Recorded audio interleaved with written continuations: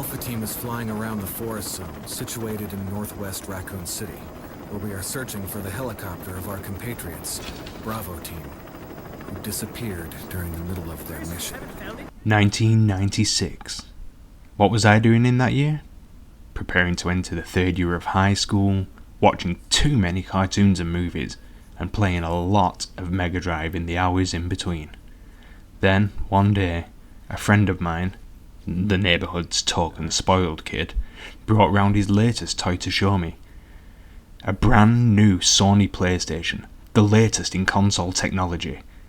Crisp visuals, CD quality sound. From that iconic startup sound, I was hooked and I wanted one for my own.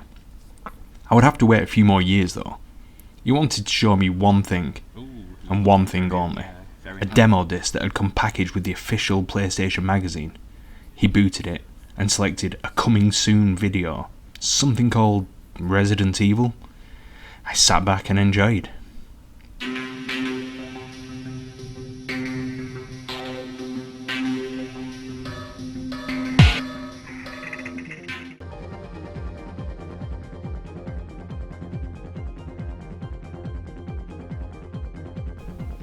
What was shown was snippets of full motion video footage interspliced with gameplay. Action was covered with a big black and white censored bar. It immediately captured my imagination. This was like playing an interactive movie. It even had a cast roll call. I had to play this game.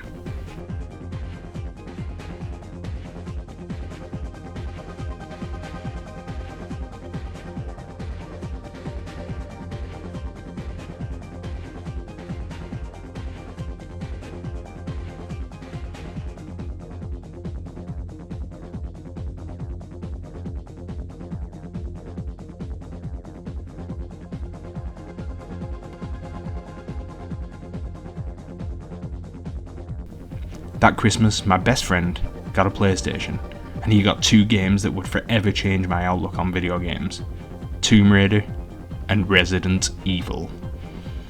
No longer would games simply be about scoring the most points or coming first in competition. They would tell complex stories, and you would be in control of how they played out. Imagine then my surprise when 6 years later Capcom unveiled a full remake of this classic game, promising a definitive way to experience the horror. I was earning my own money. I was there on release day, waiting for the doors on my local supplier to open. I would rush home and boot up the GameCube. Resident Evil was back.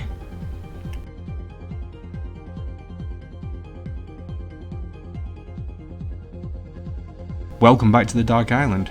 Today, we're diving deep into one of survival horror's most iconic and genre-defining titles, Resident Evil HD, the remake of the original 1996 classic. We're going to explore the storyline of the game, the literary and cinematic influences behind it, and narrative tropes it uses, and the character arcs of the main cast: Jill Valentine, Chris Redfield, Barry Burton, Albert Wesker, and Rebecca Chambers.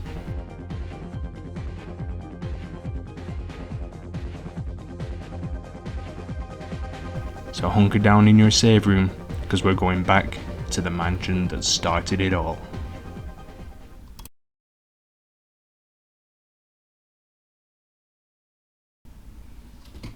The story begins in 1998.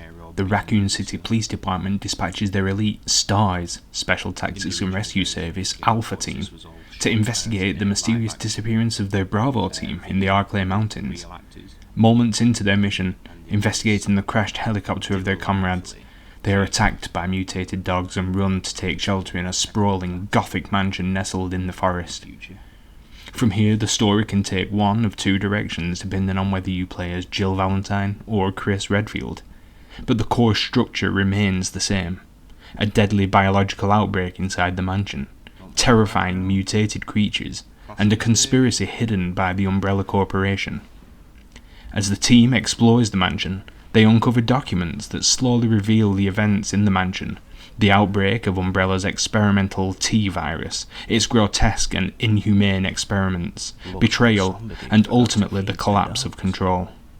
The mansion becomes a labyrinth of puzzles, locked rooms, and horrific secrets, driving the protagonists towards the underground labs, where the truth finally comes into focus. Get out of there, Jill.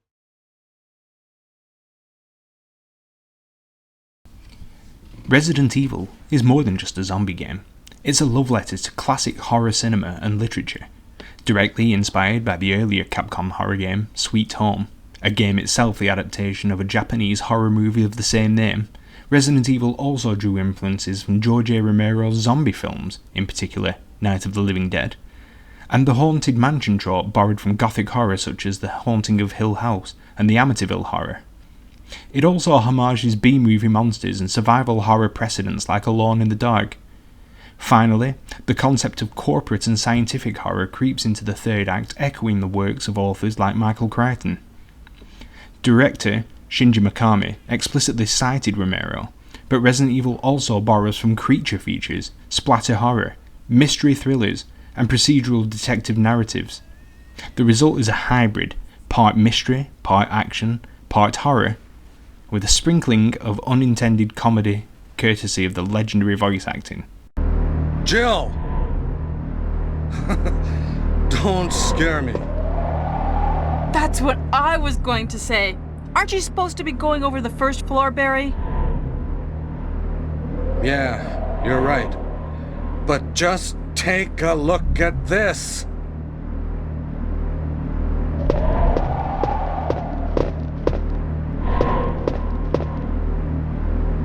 It's Forrest. Oh my God.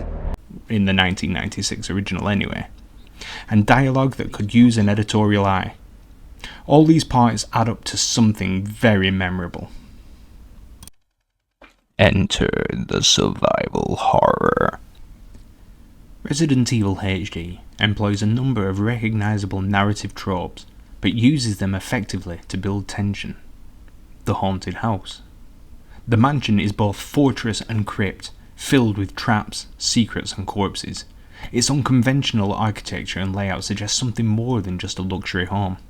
The mansion itself becomes a character. You discover over time new passages, new secrets, all the while becoming intimately familiar with those well-trodden rooms. I might argue it becomes the primary antagonist. Every distant sound, every dimly lit hallway serves to unsettle anyone brave enough to wander its halls. And just when you think you are safe, the mansion throws new threats at you, undermining the fragile confidence that you have thus far built. It wants to become your tomb, just as it did for its architect, George Trevor. The unseen threat. You know something about the mansion is just not right. The cause of the outbreak is revealed piece by piece through scattered documents, diary entries, corporate memos, etc. All hint at a larger conspiracy. The traitor in the ranks. Albert Wesker, captain of the Star's Alpha team, operates as the double agent, teasing danger long before the reveal. He plays the role of the concerned leader looking out for his teammates, all the while working to separate them, to make them vulnerable in order to collect precious combat data on the aberrations that dwell within the grounds. Notice, Barry, he sounded a little flaky. Now that you mention it, yeah. The monster transformation. Humanity twisted into monstrosity. The game gives us several examples of monster horror, from the basic zombie, its evolution, the terrifying Crimson Head, right through to Lisa Trevor, the tragic victim of Umbrella's earliest experiments, ending with the Tyrant, the ultimate lifeform. All examples of humanity stolen by corporate greed and lust for power or recognition. Reminds me a little of Mary Shelley's Frankenstein in some respects.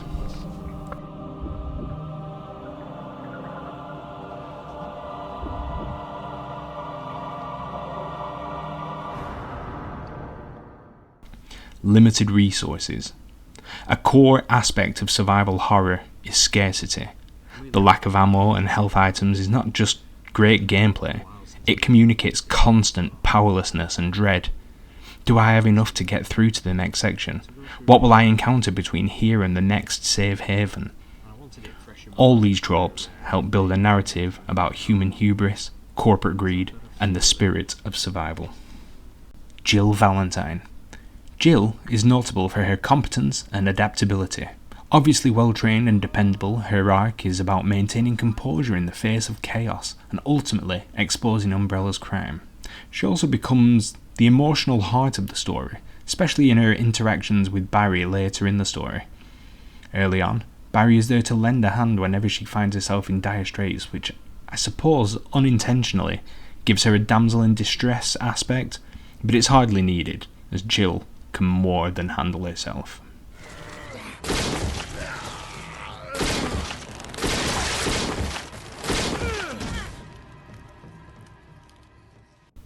Chris Redfield.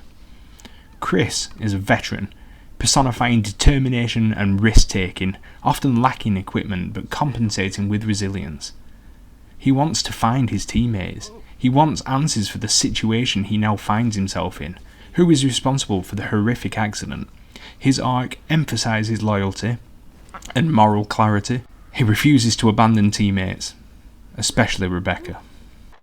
Rebecca, Chris! you okay? I didn't mean to get you worried. We can't stay here any longer.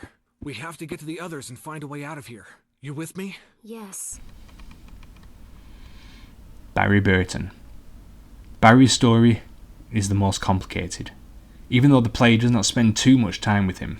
Over the course of the game with Jill, we see Barry's behaviour be erratic and illogical, and ultimately we learn that he has been manipulated by Wesker. He must choose between protecting his wife and 2 daughters, or betraying his team. His arc is ultimately about redemption, overcoming a very different type of fear to do what's right. Jill, you in there? Barry? Get me out of here! The door's jammed!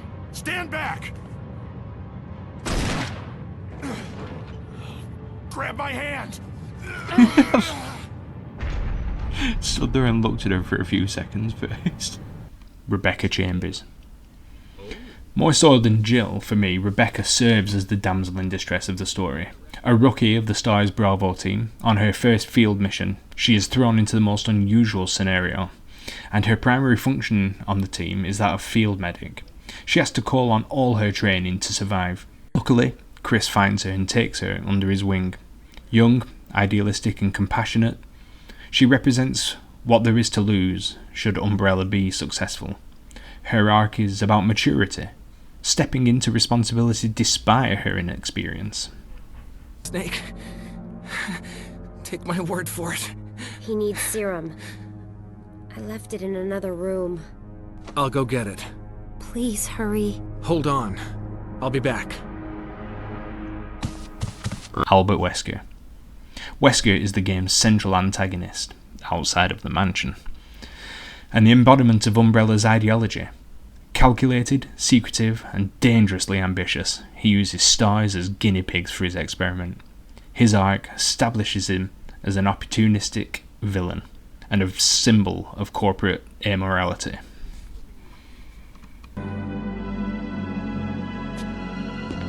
I think you're a bit confused.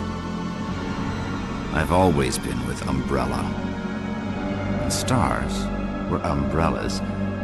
No, rather, my little piggies. The Trevor family. Missing from the original 1996 game, but always intended to be included, the subplot of the Trevor family is present in this remake. George, Jessica, and Lisa Trevor's tragic story is slowly uncovered as the player explores. George Trevor is the mansion's original architect, hired by Umbrella founder Oswald Lee Spencer to create an elaborate facade for the secret Umbrella Arclay laboratory. He realises all too late that what he has built is a tomb for himself and his family. Sending his wife Jessica and his young daughter Lisa to live in safety at the mansion while he finishes off some work, he discovers that in his absence the vile leaders of the lab have used his family as test subjects for the progenitor virus, a precursor to the T-virus. His wife ultimately rejected the virus and was killed, but his daughter became the perfect host and was mutated into the shambling monstrosity still haunting the grounds 30 years later. He was led to a room that had a headstone with his name carved into it. Only then did he realise that Umbrella never intended to let him go and risk their secrets being exposed. Betrayal is the dominant theme of their story.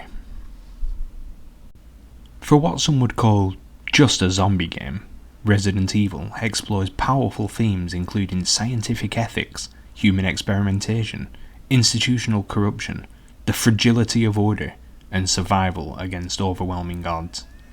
The game's influence helped shape modern gaming, refining the old ways and introducing the cinematic survival horror blueprint that continues today, almost 30 years later. With the soon-to-be-released 9th mainline entry in the series, Requiem, we are destined to venture back to Raccoon City, and maybe even back to the ruins of Spencer Mansion itself, back to where the horror began. If that is the case, what secrets were missed? What else can this old haunted house show us? Was the original horror ever truly dealt with? Only time will tell. Resident Evil HD isn't just a remake, it's a refined experience that immortalizes one of gaming's most important stories. If you enjoyed this breakdown, hit that like button, subscribe, and as always, be excellent to yourselves and each other.